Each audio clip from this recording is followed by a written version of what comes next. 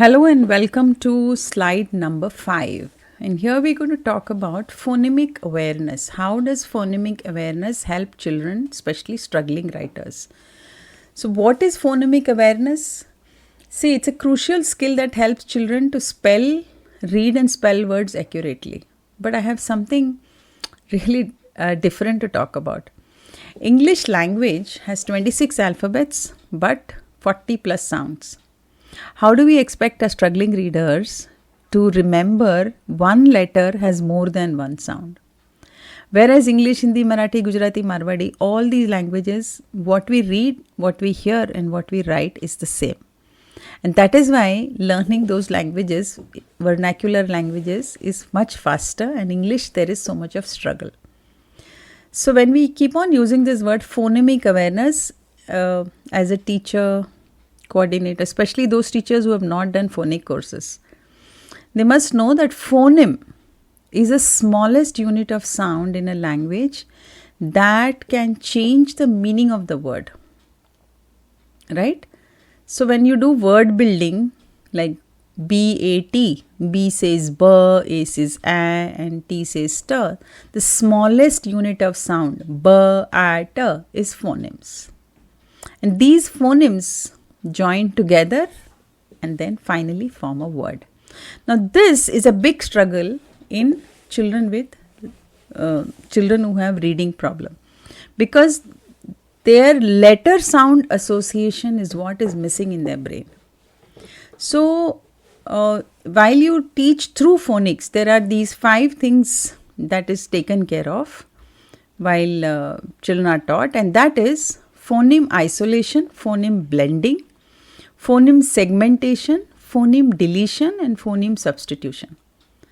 When I learnt English, there was nothing like this. We were just told this is the word, THI is this, STRATEGY, strategy, the teacher would say, and we would learn it, repeat it 5 times, and that's it.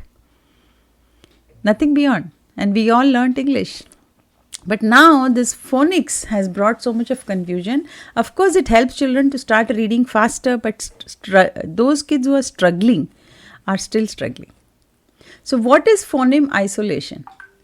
So this is a strategy that involves asking the child to identify individual sounds to spoken words. For example, CAT, cat. So the sound of C is here is K, sound of A and then T.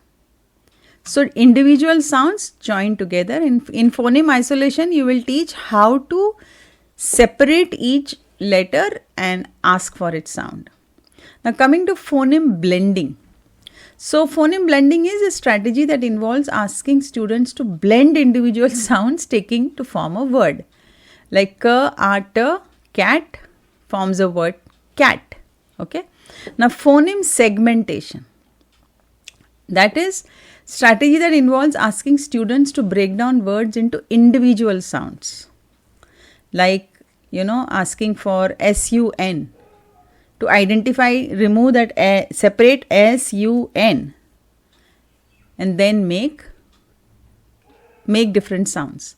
Now, phoneme deletion, that is a strategy where that involves a child to delete individual sounds from the words. Like if you have given a word P-I-N, then you can ask the child to remove P and read I-N only. Got it? So this way you are teaching the sound how every alphabet has a different sound. Now 5th one is phoneme substitution. In this, you are asking the child to substitute one sound for another to create new word. Like if there is a word H-A-T, hat, then you will remove the H, put P and ask the child to say the word pat. Now you will remove P and put M and ask the child to put mat, and like this.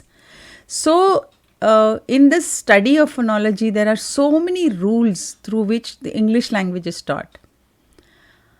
But unfortunately, English language is a combination of, the vocabulary of English language is a combination of vocabulary from so many different languages. Hence, the words which are used in those languages don't match with our English phoneme. For example, GUCCI. GUCCI is a brand which is pronounced as Gucci.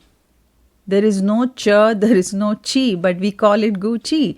So my child with dyslexia or child with reading problem says, "Ma'am, where is ch?" There is no ch anywhere. Then we say, no, this is exception. And like this, there are hundreds and hundreds and hundreds of exception in English words. And this is what brings confusion to our struggling readers. So in the coming slides, I'll be telling you how you can address these problems. Thank you and see you in the next slide.